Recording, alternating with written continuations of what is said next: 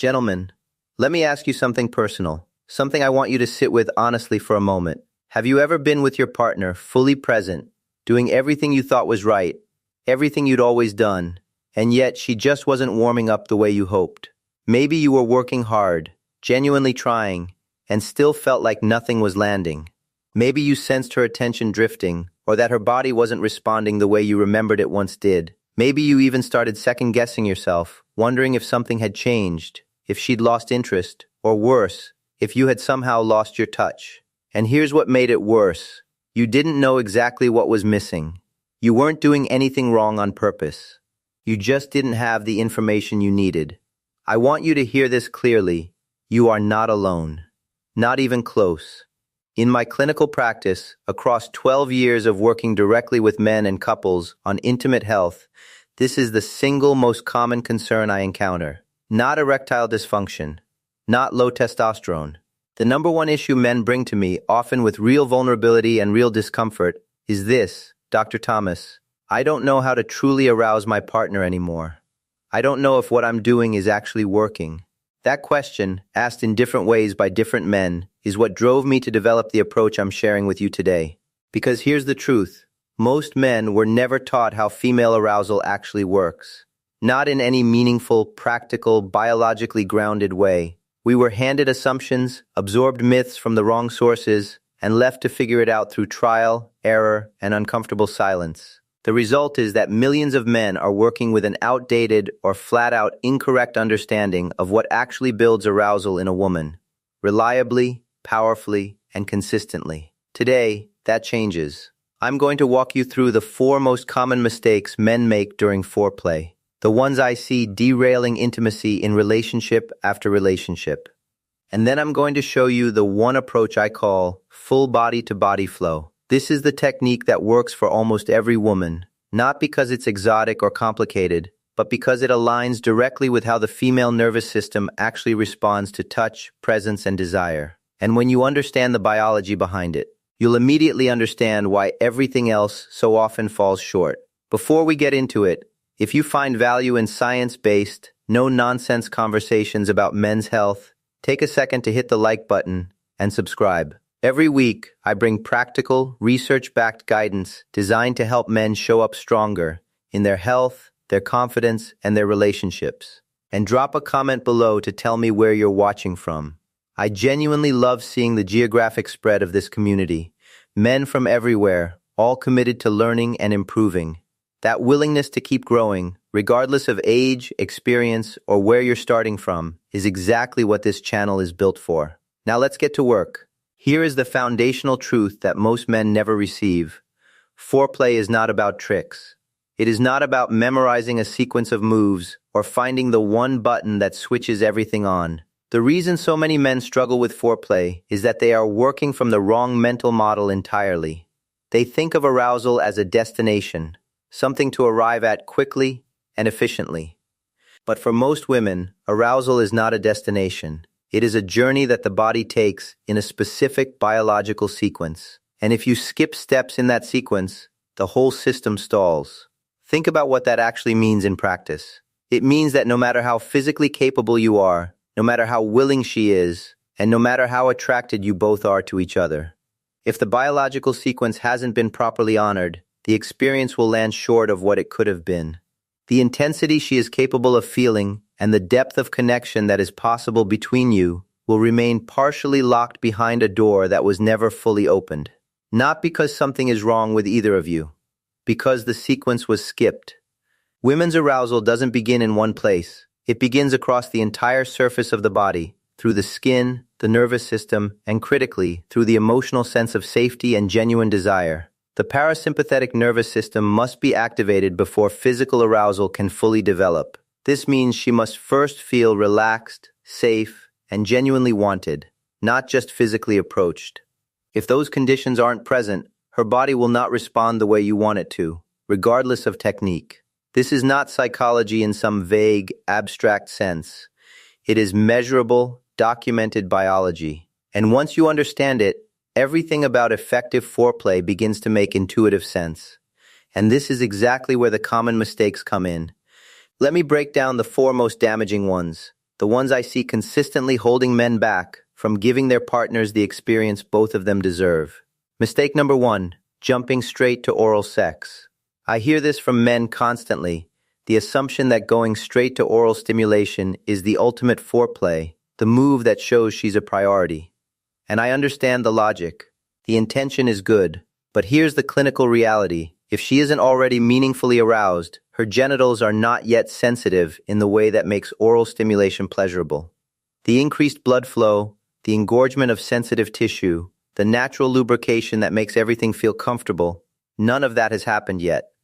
So instead of pleasure, she may experience pressure, discomfort, or simply nothing that registers as arousal. The effort lands flat. Think of it this way, you don't put a cold engine under load. You let it warm up first. Oral sex is not foreplay in the preparatory sense. It is a bridge, something you move toward once genuine arousal is already building. Used too early, it often interrupts the sequence rather than advancing it. Used at the right moment, it can be extraordinarily powerful. Timing is everything.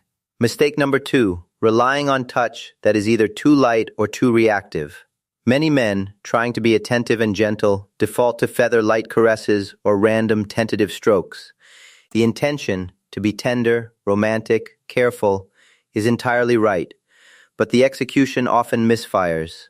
Touch that is too faint registers not as sensual, but as ticklish. It creates a mild, distracting sensation rather than genuine arousal.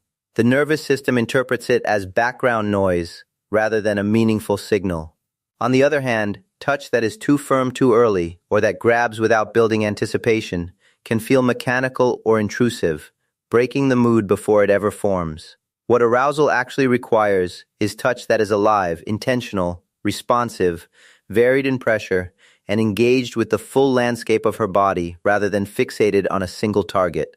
The difference between arousing touch and forgettable touch is not force or speed, it is intention. She can feel when your hands are truly paying attention. Mistake number 3, treating massage as a direct pathway to arousal. Massage has genuine value in an intimate context. It relaxes the body, lowers cortisol, eases physical and emotional tension, and creates a warm, receptive physical environment. These are real benefits, and they genuinely prepare the ground. But here is the clinical distinction men often miss. Relaxation and arousal are not the same state. They involve different neurological activations. A massage, done in isolation, moves her progressively deeper into a parasympathetic rest state, which is peaceful, comfortable, and physically beneficial, but which is not sexual arousal.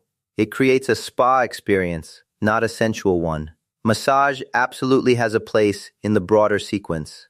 It can be woven into intimate foreplay with tremendous effectiveness, particularly in the earliest stages, when her body needs to transition from the tensions of daily life into the openness that genuine arousal requires. But if you rely on it as the primary driver, you will find that she feels relaxed, appreciative, and not particularly aroused. It sets the stage beautifully. It does not light the fire. Used as a bridge into full body-to-body flow, it becomes a valuable tool. Used as a substitute for it, it consistently falls short. Mistake number 4, staying too long in the realm of mental stimulation. Verbal teasing, playful conversation, light flirtation, the slow build of tension through words, these have their place and can be genuinely exciting. Many women find this kind of mental engagement very appealing at the right moment. But here is the physiological reality. The brain and the body are not the same arousal circuit.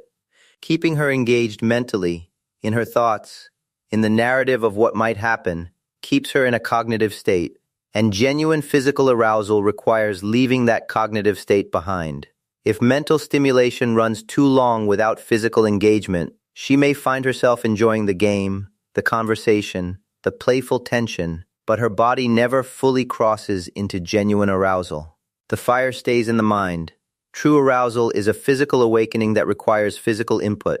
Words can open the door, but they cannot do the walking through it. So if those 4 mistakes sound familiar, and for most men at least 1 or 2 will, here is the good news. The solution is not complicated. It simply requires a shift in approach. And that shift is what I call full body-to-body flow.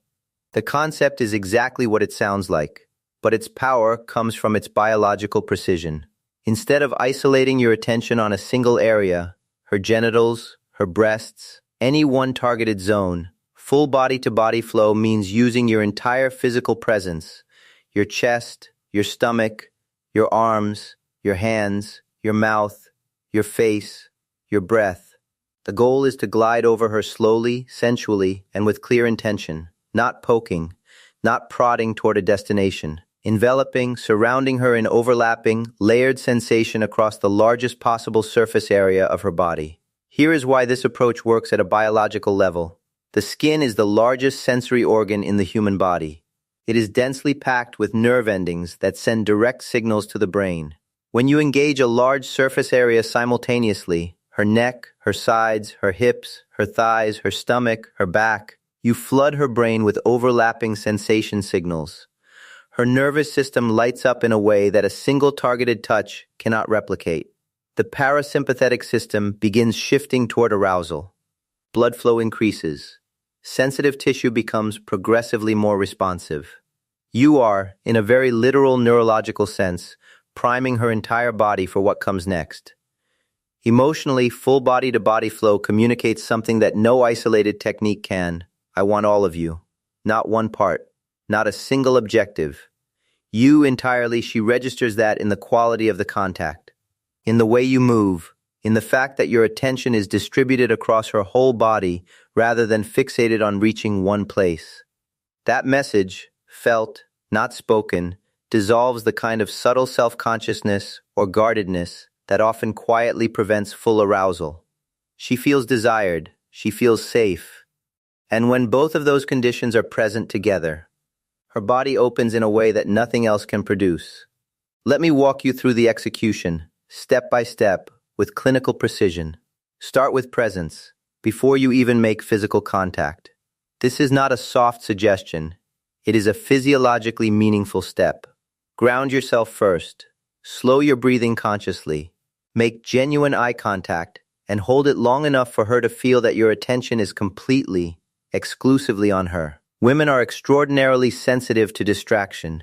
They sense when a man is partly somewhere else in his mind, worried about performance, thinking ahead, running on autopilot. That subtle distraction, even if never spoken, registers in her nervous system as emotional distance.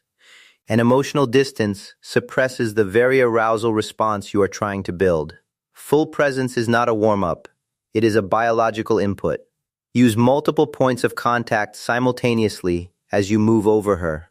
Your hands alone are not enough. Let your chest press deliberately against her. Brush your stomach along her thighs. Kiss deeply while your hands explore her hips and lower back.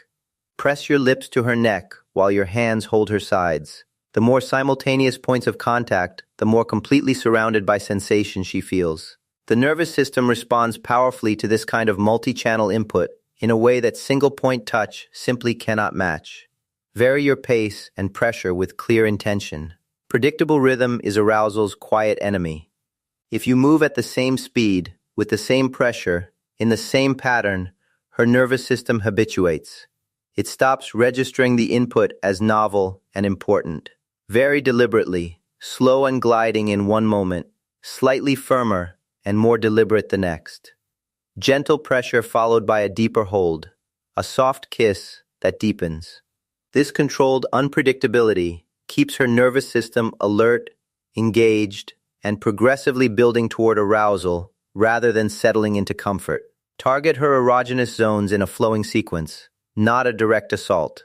The neck, the collarbone, the sides of the torso, the inner thighs, the lower stomach. These areas are neurologically primed to build arousal when touched in a flowing, connected rhythm. Think of them as points on a map that you connect rather than destinations you visit independently. You do not stop at one and wait for a result. You flow from one to the next in a continuous, intentional movement, allowing each area of contact to contribute to a cumulative, building sensation. Blend your techniques so the experience feels like one unbroken movement. Kissing shifts naturally into something deeper. A kiss becomes a trace with the lips. A trace becomes a gentle bite. Your hands shift into your chest into your lips. The key is continuity. There is no stop and restart, no pause to recalibrate, No mechanical transition that signals you are moving through a checklist. It is a single, fluid, sustained expression of attention and desire. Now here is where the technique is made or broken, reading her responses in real time. Full body-to-body flow is not a fixed script. It is a dynamic conversation between your body and hers. When her breathing begins to deepen and slow, lean into what you're doing. That is biological confirmation that what you're doing is working. When she pulls you closer or presses toward you, her body is telling you to continue, to build. When she tenses or subtly pulls back, ease the pace, lighten the pressure, return to a broader, less focused area. These signals are always available. Most men simply haven't been taught to read them as the primary guide they are. Some nights she will want deep, physically intense connection. Other nights, slower and more emotionally resonant. Some nights she needs longer in the earlier stages before her body is ready to progress. Other nights the response builds quickly. The technique remains the same. The calibration changes based on what you're reading from her in real time, not based on what worked last time or what you've assumed she prefers. This is one of the most important distinctions between a man who gives his partner consistently fulfilling experiences and one who does not.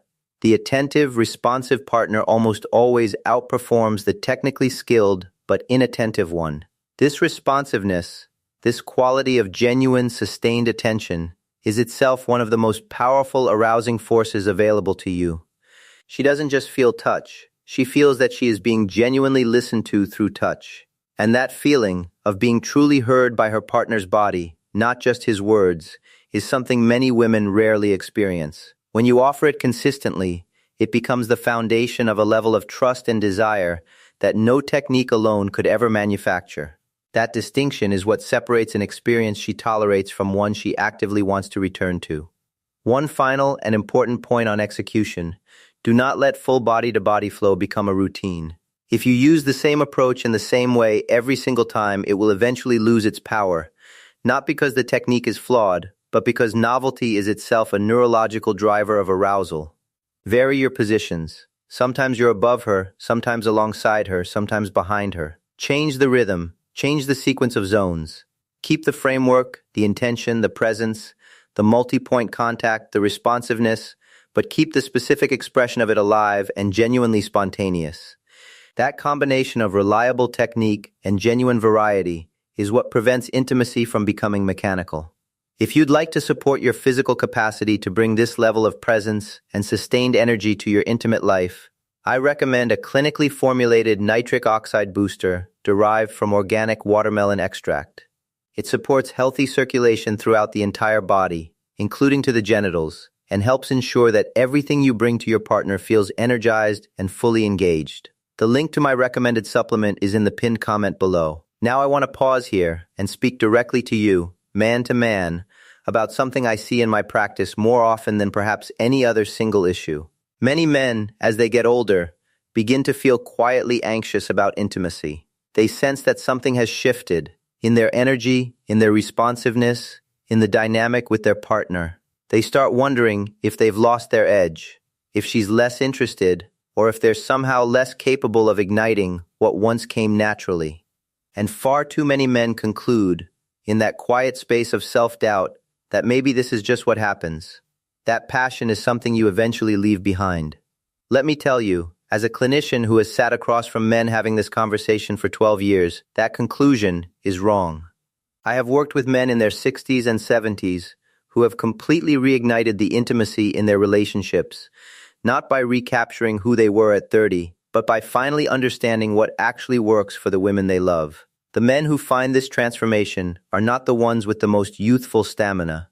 They are the ones who stopped relying on autopilot, invested in genuine understanding, and began showing up with presence and intention instead of assumption and habit. If intimacy has begun to feel like it's slipping, like the connection is quietly eroding, I want you to know clearly, it is not too late. With the right knowledge and the willingness to apply it consistently, you can make your partner feel genuinely desired again. You can reignite a quality of connection between you that goes far beyond the physical. And when you do, you will also feel something return in yourself. The confidence, the pride, and the quiet satisfaction of a man who knows he can give his partner something real. So gentlemen, here is your takeaway from today. Stop relying on the same moves that were never fully working in the first place.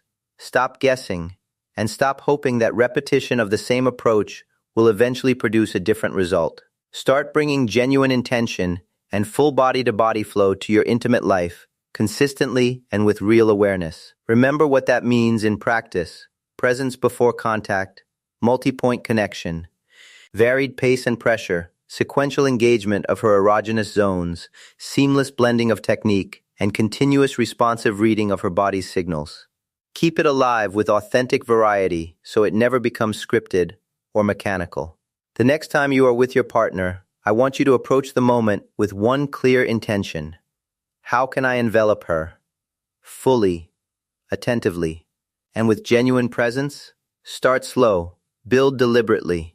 Give her body the time it biologically requires to awaken before moving toward her most sensitive areas. Stay responsive every step of the way. Watch her breathing. Listen to her body's language. Adjust accordingly, in real time. Mix in variety, different rhythms, different positions, a different sequence of attention. Keep the experience alive and genuinely felt, never mechanical or predetermined. It is not about perfection. It is about connection. Genuine, attentive, biologically informed connection.